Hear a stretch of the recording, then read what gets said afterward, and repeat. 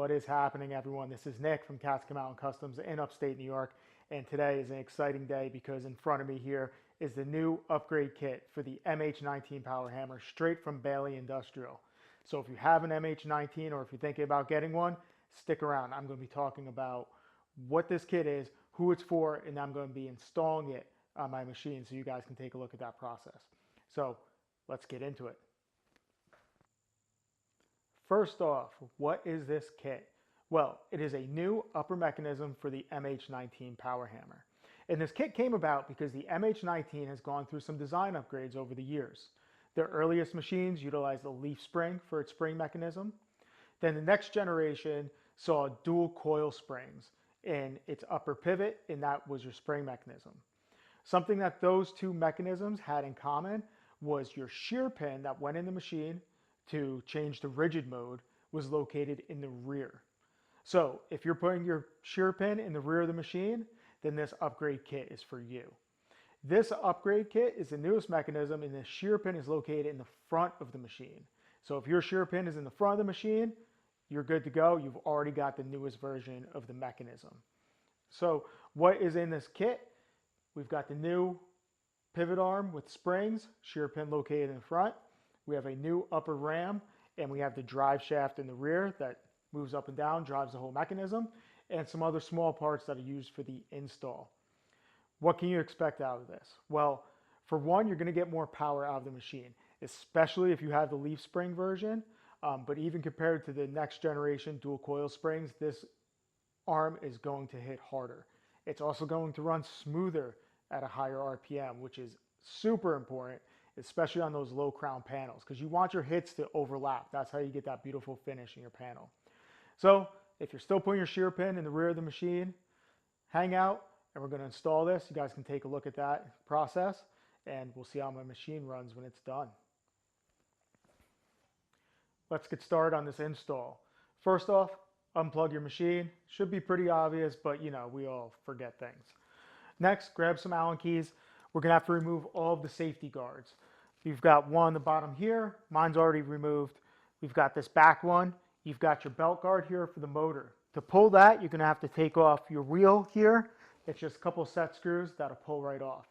There's also your top mechanism guard and the guard on the rear.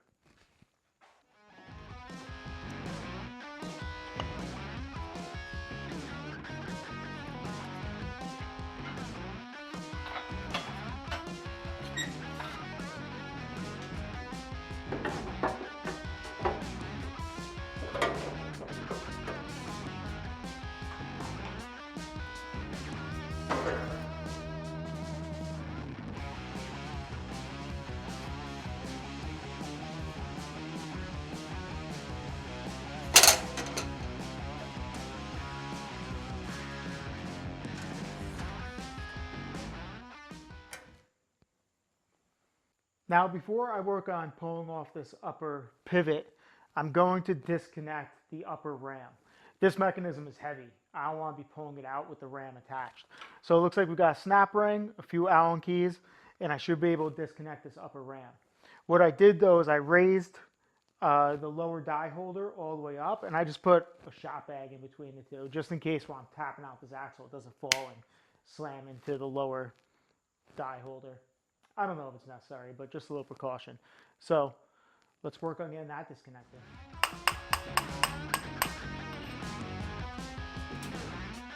Easy enough. Next, I'm going to take apart this adjuster for the upper die height, and that should give us access to what we need to pull out the main pin that the mechanism pivots on.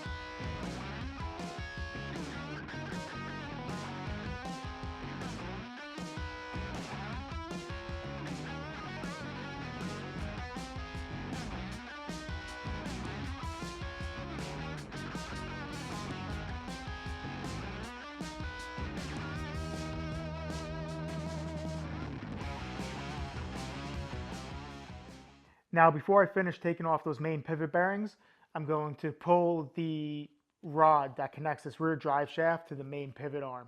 I don't want to pull out those bearings and have the pivot arm sort of tweak and have this get jammed in there. There's just a snap ring on either end of the rod that connects everything. So just pull out the snap ring, tap it out.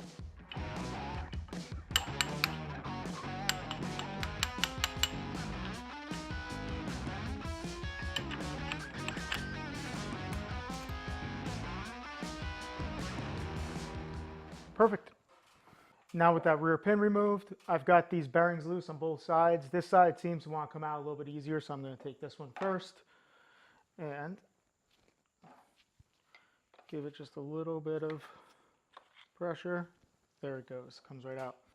Now the bearing on the other side really doesn't want to let go of the shaft, so I'm going to see if I can take this unit out, leave that bearing on, and then I can work on it on the bench. I don't want to risk messing up any of these surfaces. So before I can take this out, there's a snap ring on this side.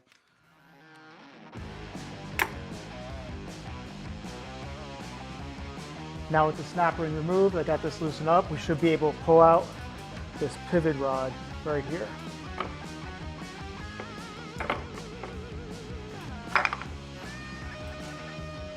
There it is. Okay, now it's time to remove this top mechanism. This fits very tight within the frame. There's pockets machined into the frame that the bronze bushing sort of sits in. So you got to get it just right to get it out. And it seems like pivoting it forward along these front bushings, there's a little ledge in there in the frame. So it looks like you kind of pivot it right out from the back. So let's do it.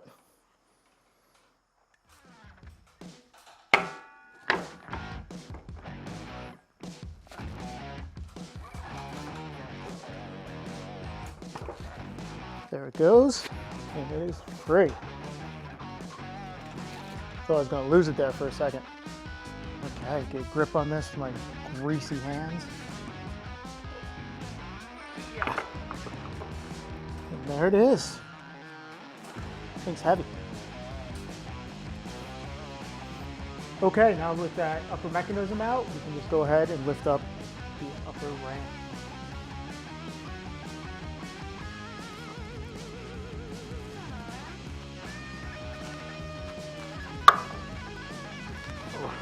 Got it. Now we're going to be shifting down to the lower part of this mechanism. We need to disassemble some of these pivot points so we can rock the mechanism back and get to the lower pin for the drive shaft. Once we get that done, we put in a new drive shaft and we're on to assembly. Okay, I'm going to start by loosening this tensioner so we can get some tension off the belt when it's time to slide that off. Then I'm going to take out these 3 bolts, pull this plate, and then we'll see what's behind here and what we have to do to get out the rest of that pivot rod in there so we can swing this assembly back.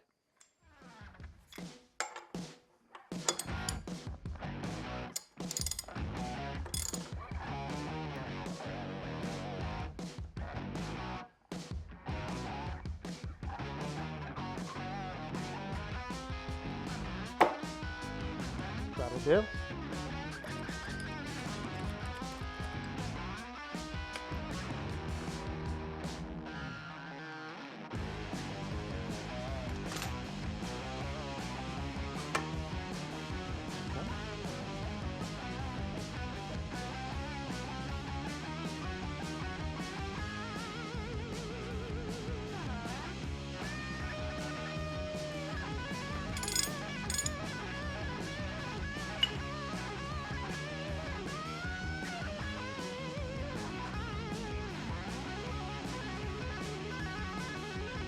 All right.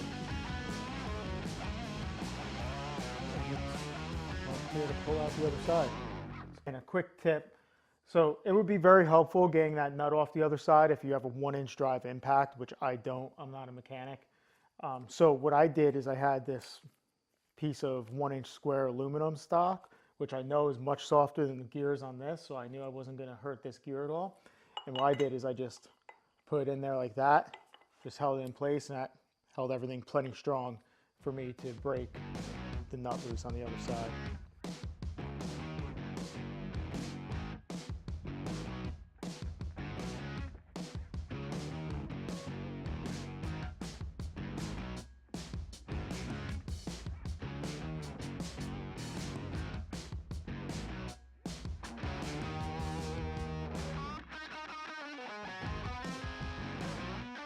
After looking at this collar, I suspect that these other holes, which fit quarter 20 volts, are here to pull this collar out. So I threaded some in that I had on hand, and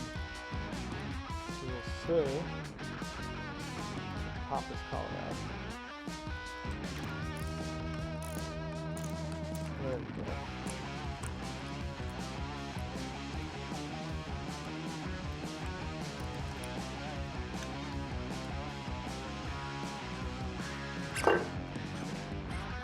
Look at that.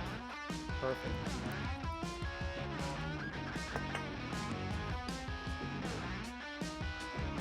Okay. Let's take out these 4 monsters, and the assembly should come out.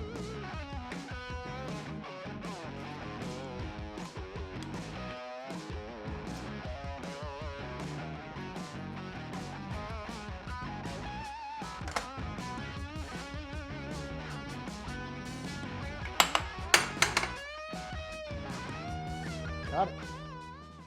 Now with that mechanism out, the next step will be to remove this pin right here, and that hopefully will give us enough play for this mechanism to swing back and for me to get to the bottom of that drive shaft through this hole here. Fingers crossed. If not, we might have to take out this pin as well, but I'm not sure it's going to be necessary. So just a couple shaft collars and we'll pull this out.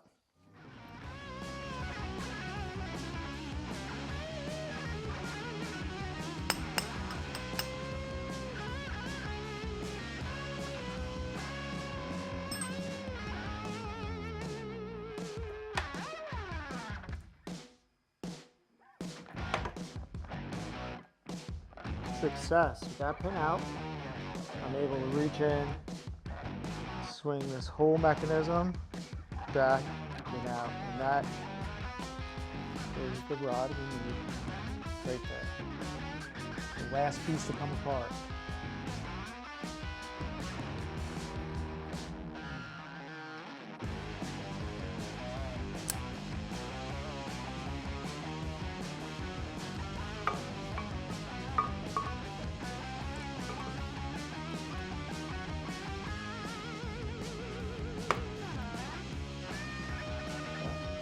Get ready to catch when you take that out.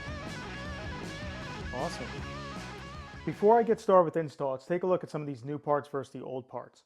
So on this original drive shaft, as I'm calling it, that runs up and down in the rear and drives the upper mechanism, you're not going to see a big change in the bottom. Both of these connect to the same original mechanism in the machine. However, the biggest change is up top. The original part used bronze bushings up here with a simple connecting pin and some snap rings. This new drive shaft is actually equipped with bearings at the pivot point, and we've got some grease fittings that feed into that. So we've got some greasable bearings up here, should help it run smoother. We've also got this new bolt which actually threads into the upper mechanism on this end, and then you've got your retaining nut on this end along with a couple urethane bushings. So that's a pretty big upgrade up there at this rear main pivot point, because that drives the entire top mechanism.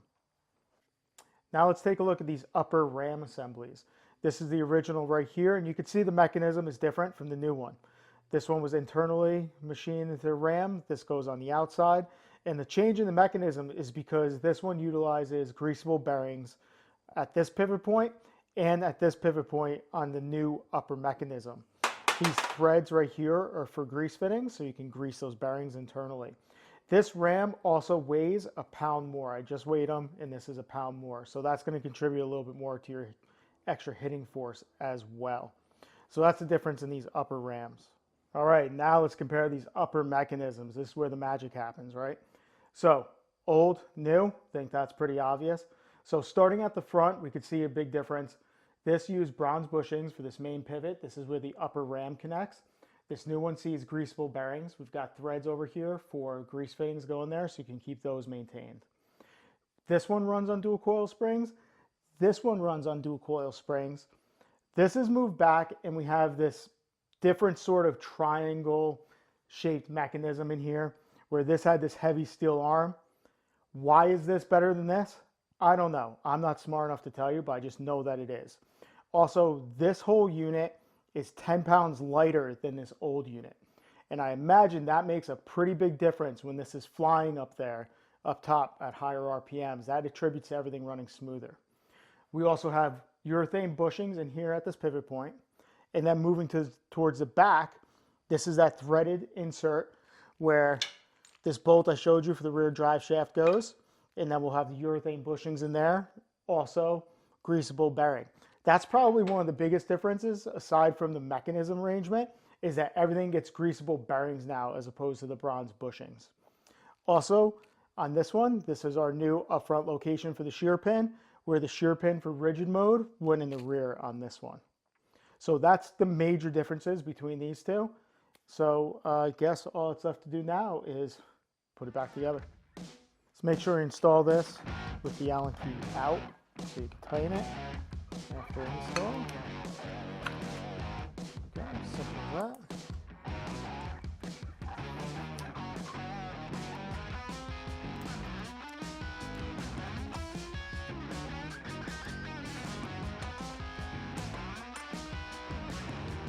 Done, just like that.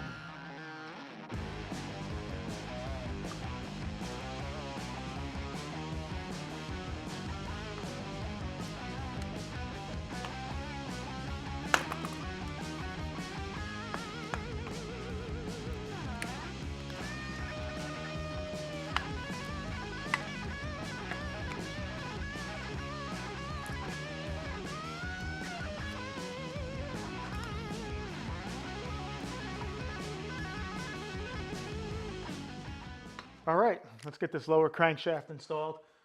One tip I have for you guys out there is there's a frame support, like cross member, right here behind this bolt. I took some zip ties, connected them together. Get anything you can. Loosely tie that rear drive shaft to this frame stiffener on this side. And what that'll allow you to do is stop the drive shaft from flopping around while you're manipulating this linkage. Trust me, it helps a lot.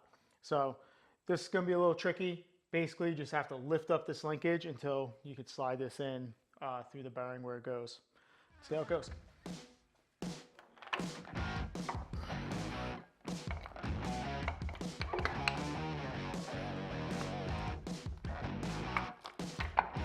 Here we go. Not so bad. We've got this nut that goes on the other side of the crankshaft. I'm going to thread this on right now, finger tight. I'm going to wait until the gear mechanism is on this, so I can get a good grip to torque it down. And then we've got these 4 1/2-inch drive Allen bolts.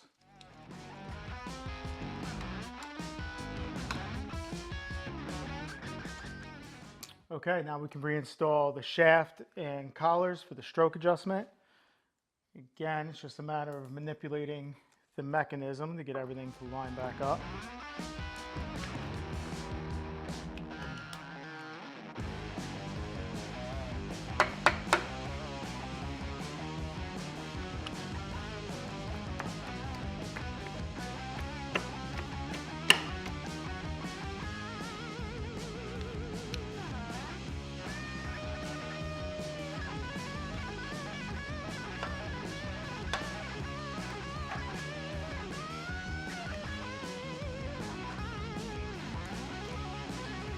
Good.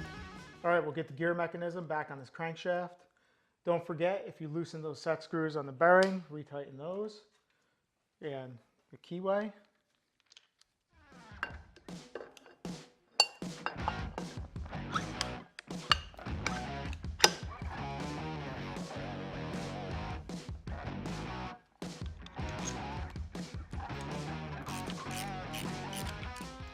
And before you really crank this down, throw the belt on, give it some tension by hand, and just confirm the belt alignment's good.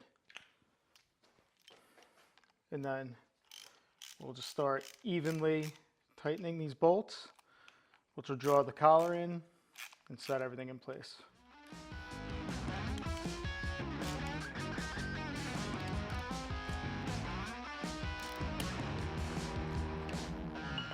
I'm going to use the trick I used before, the aluminum block. Just tighten everything in place.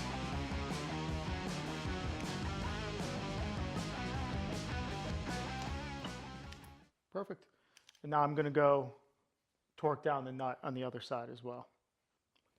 Now we can throw this belt back on.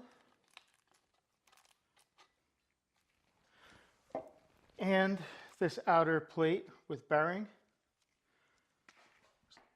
Get it going on nice and straight. It'll go right on for you. Get just the slightest bit crooked, it's going to want to hang up. So really be gentle guiding it on. There we go.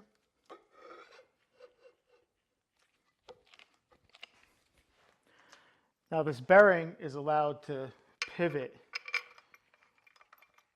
in there a little bit. So this plate might not sit flush. So I'm going to use these bolts to walk it in square.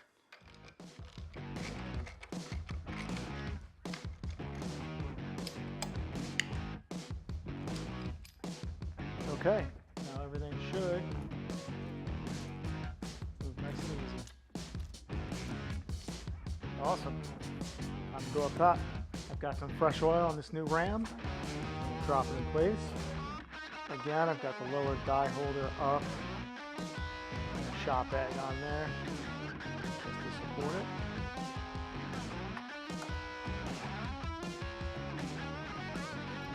Perfect. Now, it's finally time. We'll set in this new upper mechanism. I believe it'll just rest in here.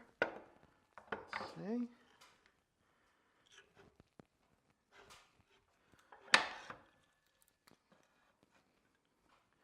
Don't pinch your fingers like I just did. But perfect.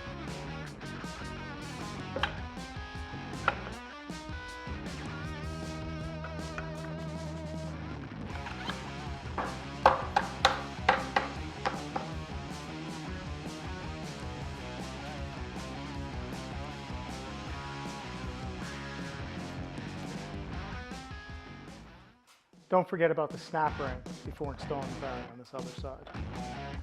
I've greased the bearings on this upper mechanism, front and rear. I'm going to install the pin for the upper ram first, and then we'll do the rear drive shaft. There we go. Don't forget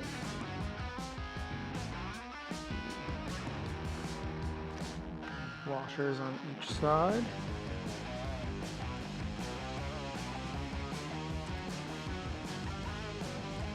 Perfect. And now if I lower the upper ram, I should be able to do the rear. I've cut my zip ties so I can manipulate the rear drive shaft now. Everything bushings in there. And you'll see when you're doing this rear pin can only go in from one direction because only one side of the upper mechanism is threaded for this bolt. There we go.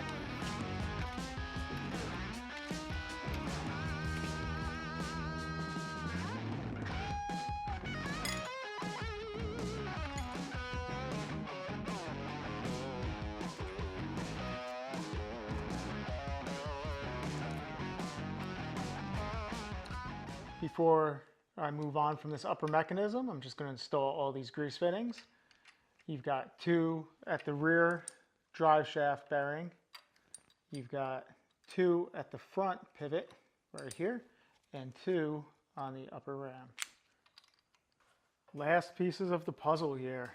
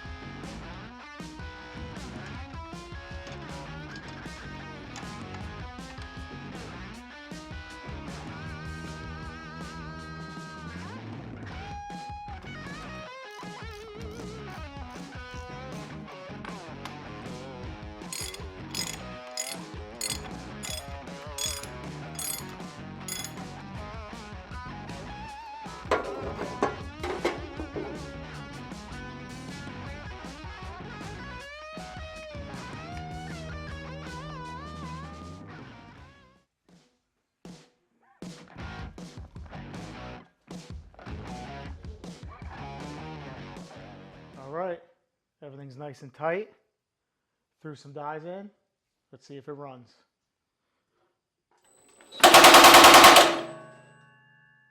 It works. I could already tell just by hearing it. I've got hundreds of hours running this machine, I'd say, literally by now, and that's way harder. All right, so last thing I'm going to do is I'm going to go around, I'm going to grease every fitting on the machine, and then put the rest of the safety guards on, and that's going to be a wrap. All right, everything's put back together, it's greased, it's tight. I think this thing's ready to rock. I've got a piece of aluminum here. I've got some shrink dies. Let's put this thing through its paces, see how it runs.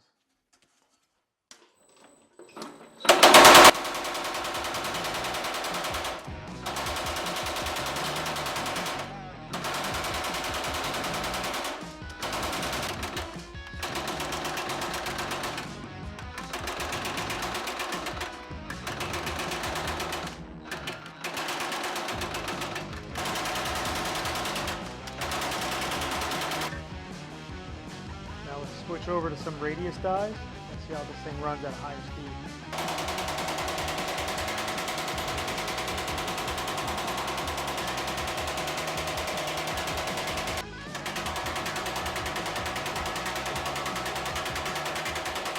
That is a wrap. This thing is running incredible.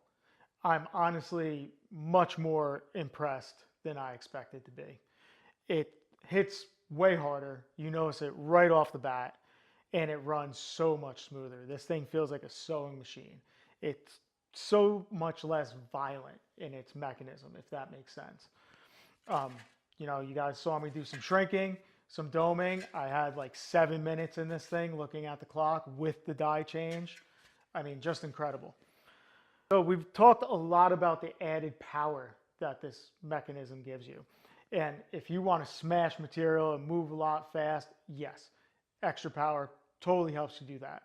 A lot of people forget though, having adequate power also allows you to be more gentle. Lots of times you're working near the edge of the panel or you just need to move it a little bit. If you're using a machine that's underpowered, not to say that MH-19 is underpowered by any means, but if you're using a machine with less power, you have to run the machine harder for it to do the work that you need it to do. Having a machine with plenty of power, more than you need even, allows you to run the machine slower, run the machine more gentle, and still have it move the material that you need it to move. That leads to way less mistakes. You're not overstretching areas. You're not blasting out the edges, because you can be gentle with your machine and still have it do everything that it needs to do. So I'm impressed. I can't wait to really put this thing to work. And you can easily install this in a day. I would say get started in the morning, 5-6 hours, watch this video first, all the way through, and you can knock it out. No special tools needed. You guys, I'm not a mechanic. You didn't see me pull out anything crazy. There was no behind the scenes magic. Just all basic hand tools. You can get this installed done, no problems. If you're interested in getting an upgrade kit, reach out to the guys at Baileigh Industrial. Their tech support team is unbelievable. Those guys can answer any questions you have. Go do it. It's definitely worth it. See you later.